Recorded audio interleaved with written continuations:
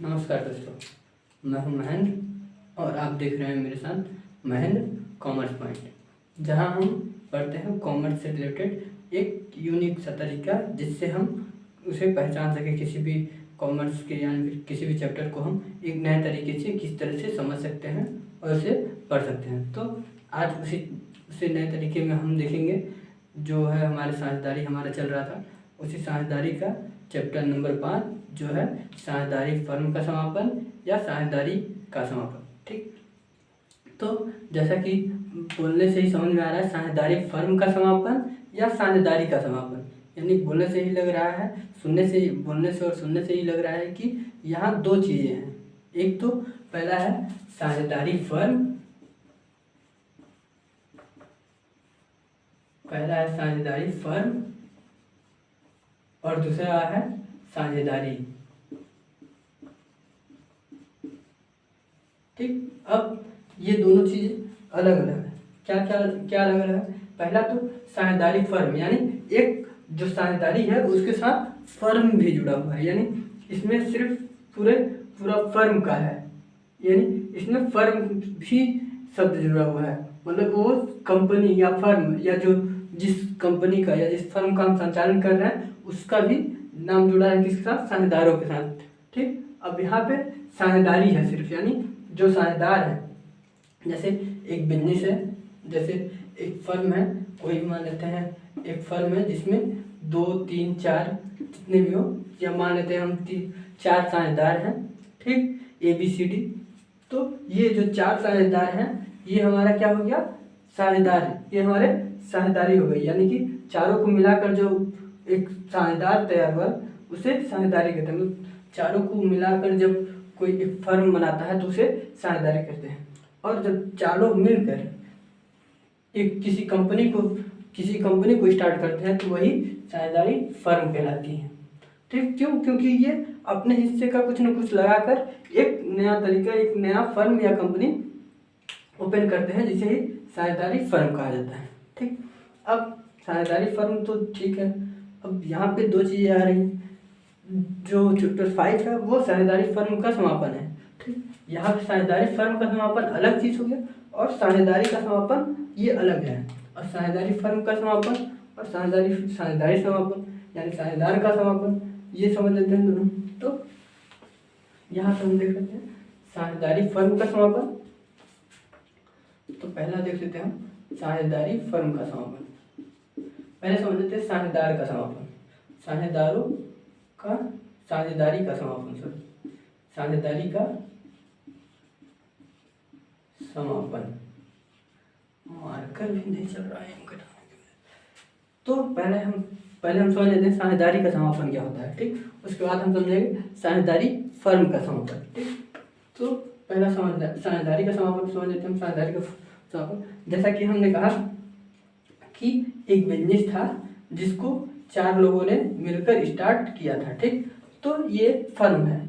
तो ये जब 4 लोगों ने मिलकर किसी बिजनेस को स्टार्ट किया तो वो एक फर्म, साझेदारी फर्म बन गया। अब वो 4 लोग मिलकर उस फर्म को चलाएं और आपस में काम कर रहे थे, उसमें लगे हुए थे। अब हो सकता है बीच में कई साल चलने के, 5 साल 10 साल 1 साल 6 महीने कितने दिन चले हों, वो चलने के बाद क्या किए, हो सकता है कुछ लोग इसमें से निकल गए हों या फिर कुछ लोग नए जुड़ गए हों। ठीक, तो ऐसी स्थिति में जैसे कि हमने पिछले चैप्टर में पढ़ा था कि जो चैप्टर 4 था उसमें नया साझेदार प्रवेश करता है, सेक्रीफाइस करता है, यानी कि निकल जाता है, मृत्यु हो जाती है या फिर अवकाश ग्रहण कर लेता है। उससे पहले हमने देखा था कि एक नया साझेदार फर्म में आता है।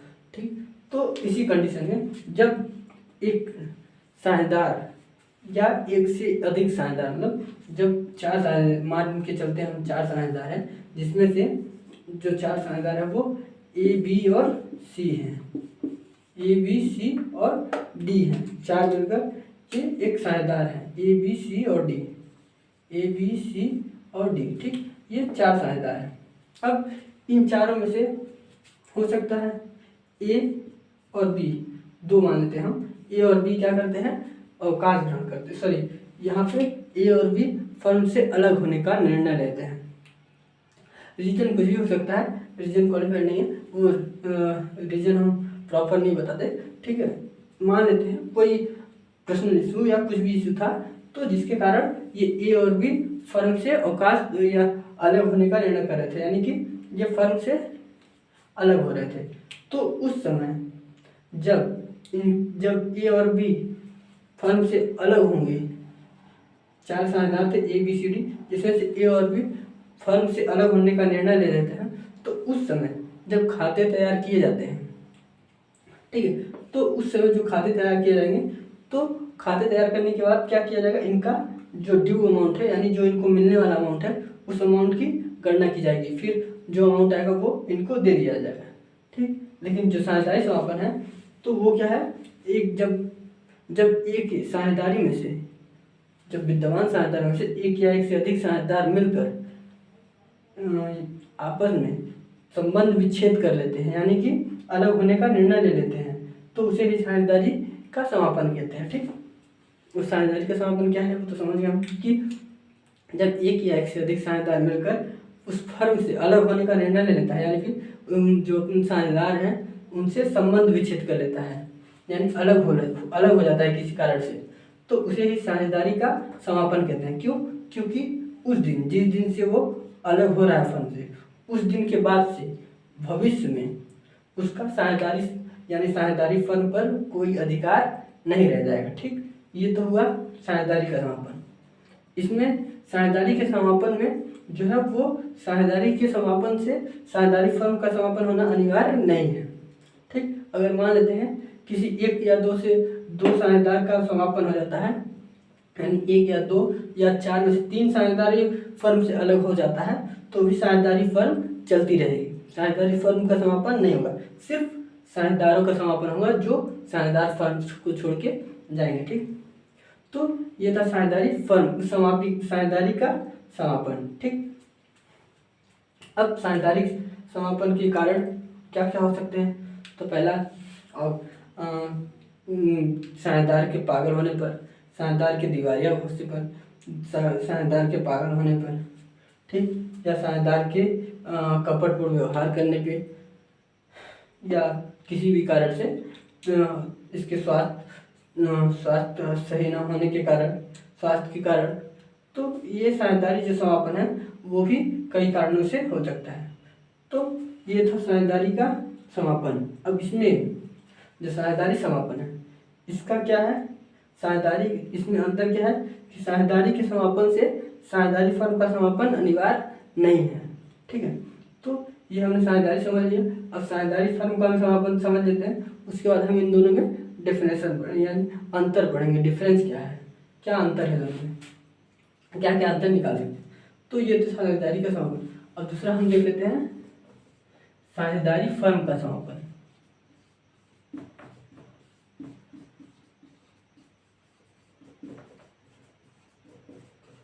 अब ये है साझेदारी फर्म का समापन।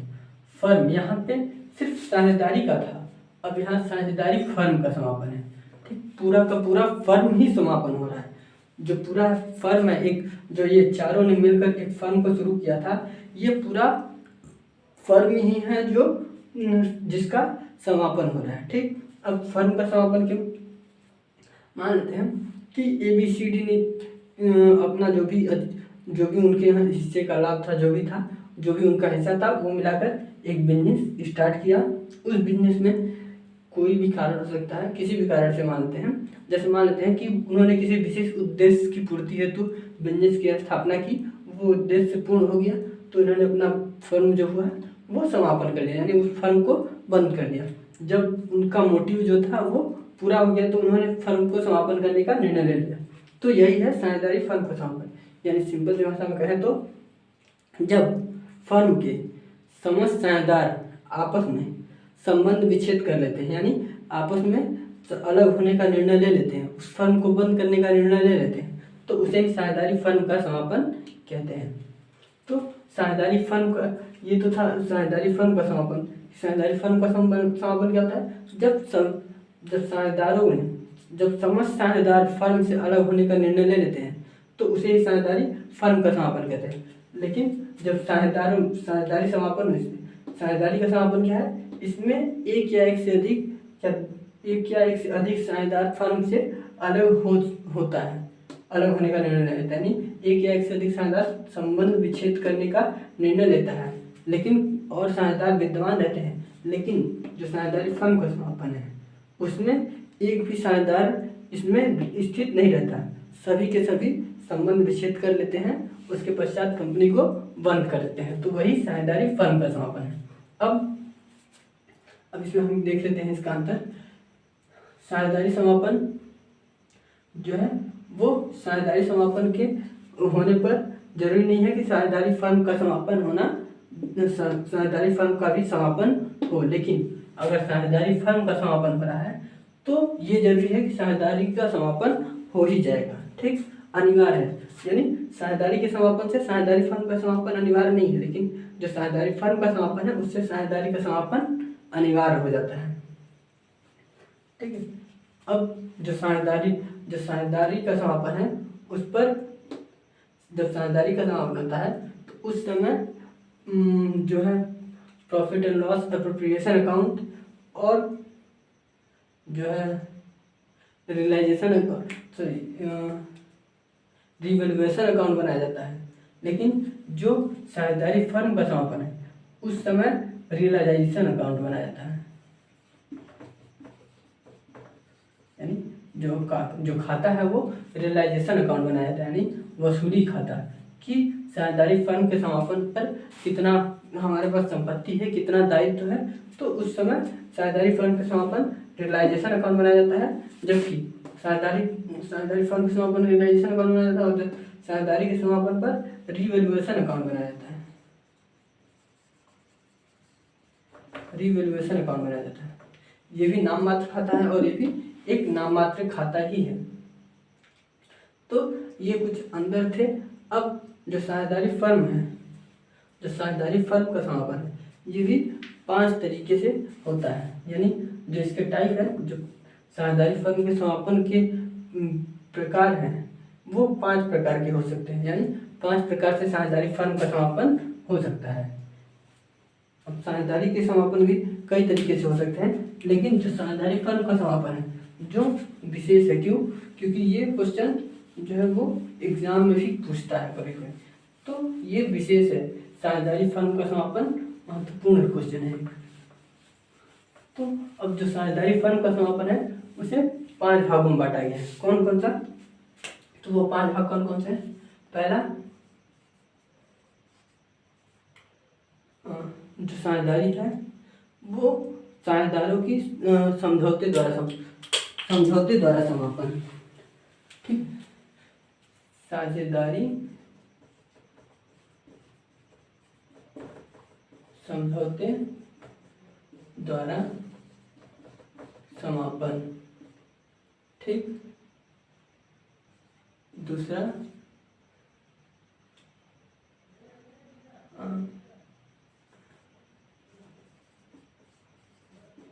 ऐच्छिक समापन। तीसरा, न्यायालय द्वारा समापन।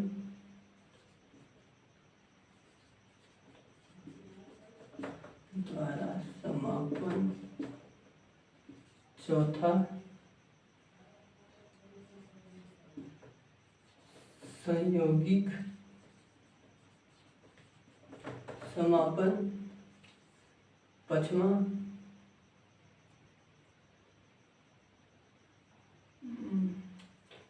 समझौते द्वारा समापन, ऐच्छिक समापन, न्यायालय द्वारा समापन, संयोगिक समापन और एक तो क्या था? पहला, चौथा संयोगिक समापन या संयोग द्वारा समापन, संयोग द्वारा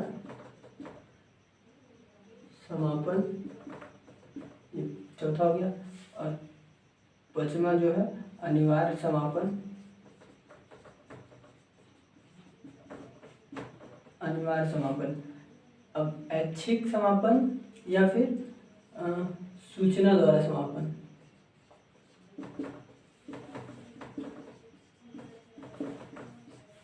ऐच्छिक समापन या फिर सूचना द्वारा समापन भी इसे बोला जाता है। जो ये धारा दिया हुआ है, जो साझेदारी समझौते द्वारा समापन है, वो धारा नंबर 40 में है, 40 के अनुसार है। और जो अनिवार्य समापन है वो धारा 41 के अंतर्गत है। और फिर संयोगिक जो समापन है ये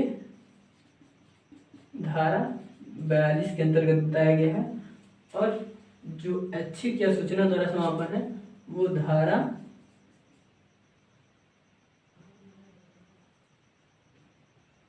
43 के अंतर्गत बताया है। और जो न्यायालय द्वारा समापन है वो धारा 44 के अंतर्गत बताया गया है। ठीक, तो अब जो साझेदारी समझौते द्वारा समापन है, यानी जो समझौता है, जो साझेदारी का समापन समझौते द्वारा होता है, वो किस तरह से होता है। तो पहला जो है वो साझेदारी समझौते द्वारा समापन, जिस तरह से साझेदारी का गठन एक समझौते के आधार पर होता है, यानी जब 2 या 2 से अधिक साझेदार मिलकर किसी साझेदारी को स्टार्ट करते हैं तो उस समय वो आपस में एक समझौता करते हैं। तो उस समझौते के आधार पर वे साझेदारी का जो साझेदारी है उसे विकसित करते हैं, यानी साझेदारी कायम करते हैं। और ठीक उसी प्रकार जब साझेदारों को आपस में समापन करना होता है तो उसी समझौते के आधार पर वो साझेदारी का समापन भी कर सकते हैं। यानी जो साझेदारी फर्म का समापन है, जिस तरह से वो साझेदारी फर्म को बनाते समय समझौता करते हैं, ठीक उसी तरह साझेदारी फर्म को समापन करते समय भी समझौते के आधार पे कर सकते हैं। आपस में समझौता करके भी साझेदारी फर्म का समापन कर सकते हैं। ठीक, ये तो हो गया साझेदारी समझौते द्वारा समापन। और दूसरा ऐच्छिक समापन या सूचना द्वारा समापन। जब एक साझेदार, एक या एक से अधिक साझेदार साझेदारी फर्म का समापन करना चाहे तो वह फर्म के समस्त साझेदारों को 15 दिन पहले ही सूचना देके, या फिर जो समस्त साझेदार हैं, जो विद्वान साझेदार हैं, यानी जो साझेदार फर्म का समापन चाहता है वो समस्त साझेदारों को एक सूचना देकर भी साझेदारी फर्म का समापन करवा सकता है। ठीक, अब तीसरा न्यायालय द्वारा समापन। जो न्यायालय द्वारा समापन है वो न्यायालय के अंतर्गत होता है, यानी जब किसी साझेदारी का, जब कोई साझेदार पागल या दिवालिया हो जाता है तो वो साझेदार तो जो शेष साझेदार है वो न्यायालय में जाकर उस साझेदारी फर्म के समापन के लिए अप्लाई कर सकता है, यानी उसे साझेदारी फर्म का समापन करने के लिए न्यायालय में जाकर मांग कर सकता है, उसे बंद कराने की मांग कर सकता है। ठीक, अब संयोगिक समापन या संयोग द्वारा समापन। जो संयोगिक समापन है इसमें क्या होता है, जब जैसा कि मैंने बताया था कि अगर कोई बिजनेस किसी विशेष पर्पस के लिए यूज हुआ है तो वो जो पर्पस था हमारा वो पूर्ण होने पे हम साझेदारी फर्म का समापन कर सकते हैं। यानी कह सकते हैं कि जब हम किसी उद्देश्य से अपने बिजनेस को स्टार्ट किया था, उस उद्देश्य को के पूरा होते ही हम चाहें तो अपने जो व्यापार है, जो फर्म है, उसका समापन कर सकते हैं। उसे ही संयोगिक समापन कहा जाता है। ठीक, अनिवार्य समापन में क्या होता है, अगर जैसे फर्म में कोई अचानक घटना घट जाती है या फर्म किसी और कार्य के लिए फर्म का विकास किया गया था, यानी जो फर्म की स्थापना की गई थी वो किसी नेक काम के लिए की गई थी, बाद में उसमें कुछ जो जिस उद्देश्य से उसकी स्थापना की गई थी उस उद्देश्य से न चलाकर उसका उपयोग गलत तरीके से हो रहा हो उस फर्म का, तो उस फर्म का जो समापन है वो अनिवार्य हो जाता है। क्यों? क्योंकि हमने वैधानिक तरीके से फर्म को स्थापित किया था कि हम वैधानिक तरीके से फर्म को चलाएंगे और उससे जो भी हमारा लाभ होगा वो आपस में बांटेंगे। लेकिन अगर वहीं उसी फर्म में किसी अवैधानिक कार्य होने लगता है, अवैधानिक कार्य के तौर पे उस फर्म को चलाया जाए, तो उस समय जो फर्म का समापन है वो अनिवार्य हो जाता है। ठीक, तो ये था 5 फर्म का समापन, यानी फर्म का समापन के कारण कि इन 5 कारणों से फर्म का समापन हो सकता है। साझेदारी फर्म का समापन इन 5 कारणों की वजह से होता है। ठीक, तो ये था आज के लिए। हमने देखा कि साझेदारी का समापन क्या होता है, साझेदारी फर्म का समापन क्या होता है, और साझेदारी फर्म के समापन के कारण या प्रकार। ठीक, तो आज के लिए बस इतना ही। अगर वीडियो पसंद आए तो लाइक, शेयर और कमेंट जरूर करें, और अगर कुछ गलती हो जाए तो उसके लिए हमें कमेंट जरूर करें, मुझे भी बताएं कि क्या गलती हुई हमसे। ठीक, तो इसके लिए आपका बहुत बहुत धन्यवाद।